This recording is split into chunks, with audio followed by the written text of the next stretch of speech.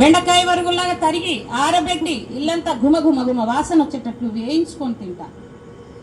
వీళ్ళ పుర్రెలను నేను ముక్కు పుల్లగా ధరిస్తా అని రకరకాలుగా తనలో తాను భావిస్తూ చీకటి కొండలాగా చిచ్చర పిడుగులాగా వచ్చి విశ్వామిత్రుడు రామలక్ష్మణుల మీద పడడానికి ప్రయత్నిస్తూ ఉన్నటువంటి తాటకం చూసి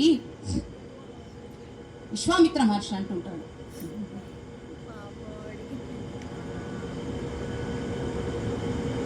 అనితము బట్టుట కుంకించెడు ఆరాకాసిన్ గాంచి, అనుతము బట్టుట కుంకించెడు ఆరాకాసిన్ గాంచి, మునివరుండు రామునక తాటక ముచ్చటగా వినిపించి, దాని దబ్బునందును మాడు మన దాశరథి బాణమేసి,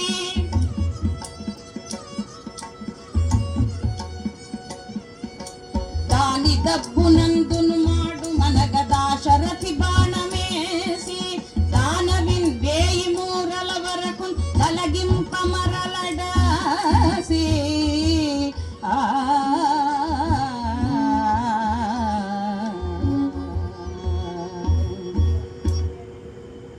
అలా వచ్చి పడుతున్నటువంటి తాటకం చూసి, రామా నిస్సందేహంగా స్త్రీ అని శంకింపకుండా దాన్ని వెంటనే మట్టుబెట్టు, వధించు, ఎలాంటి అనుమానం అవసరం లేదు, అది చిచ్చర పిడుగులాగా మన మీదకే వస్తుంది, త్వరగా దాన్ని అంతమొందించమని ఆదేశించాడు విశ్వామిత్ర మహర్షి. వెంటనే రామచంద్రమూర్తి ఏమనుకున్నాడు, ఓహో నేను విద్య నేర్చుకున్నాక మొట్టమొదటిసారి స్త్రీని చంపాలా, స్త్రీని చంపకూడదే అని ఆలోచించి దాని మీద బాణప్రయోగం చేసి 1000 మూరల దూరం పడేట్టుగా కొట్టాడట.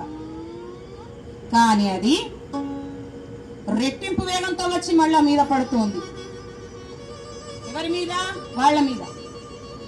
వెంటనే రామచంద్రమూర్తి నిస్సందేహంగా దాని మీదకి ఆగ్నేయాస్త్రాన్ని ప్రయోగించి దాని కాళ్ళు చేతులు నరికి దాని ప్రాణాలే తీశాడు. జై శ్రీమద్ రమణ గోవిందో హరి గోవింద గోవింద. అలా తాటక వధ చేశాడు రామచంద్రమూర్తి. వెంటనే విశ్వామిత్ర మహర్షి మహదానంతో ఆనందంతో పొంగిపోయాడు. ఆహా రామచంద్ర, ఎంతమందికి దీని పీడ వదిలించావు, ఇంకా ఇప్పటి నుంచి బాటసారులంతా హాయిగా మునులంతా చక్కగా తమ తపస్సును కొనసాగించుకుంటారు నాయనా, నీ వల్ల నీ పుణ్యం వల్ల ఈరోజు అని ఎంతో ఆనందపడిపోయి మహర్షి ఆ రామలక్ష్మణులకు అనేకమైన శస్త్రాస్త్ర విద్యలను ఉపదేశించాడు ఆ ఆనందంలో. మరి ఈ అస్త్రశస్త్రములు అనేవి ఎక్కడివి? అస్త్రములు, దివ్యమైన అస్త్రాలను ప్రయోగించాడు.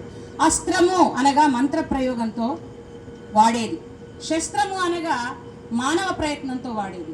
కాబట్టి అనేక అస్త్రములను, ఈ అస్త్రములకు కూడా ఒక చరిత్ర ఉందని చెప్తున్నాడు విశ్వామిత్ర మహర్షి. పూర్వము వృషాశ్వుడు అనే ఒక మహనీయుడు ఉండేవాడట.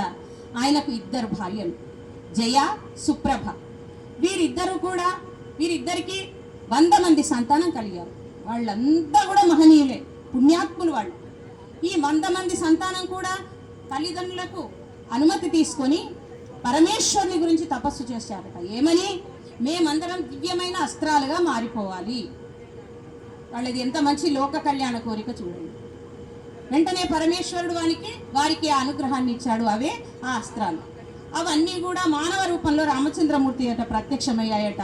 స్వామి ఏమి ఆజ్ఞ ఇస్తారు ఇవ్వండి, ఇప్పుడు మీతో అవసరం లేదు, అవసరం ఉన్నప్పుడు మిమ్మల్ని తలుచుకుంటాను రండి అని చెప్పాడు రామచంద్రమూర్తి. వెంటనే విశ్వామిత్ర మహర్షి రామలక్ష్మణులను తన వెంట ఉంచుకొని అక్కడి నుంచి ముందుకు బయలుదేరి తన యొక్క ఆశ్రమ సమీపానికి చేరుకున్నారు. అక్కడ ఆ రామలక్ష్మణులకు ఆ మునులందరూ కూడా స్వాగతం పలుకుతూ ఉన్నారు.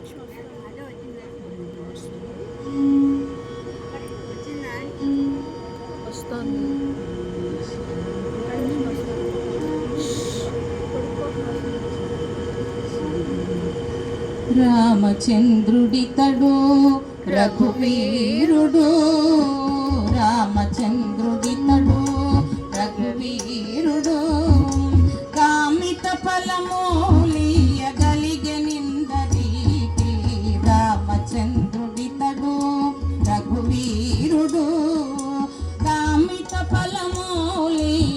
కలిగెనిందరికి రామచంద్రుడితడు రఘువీరుడు రామచంద్రుడితడు రఘువీరుడు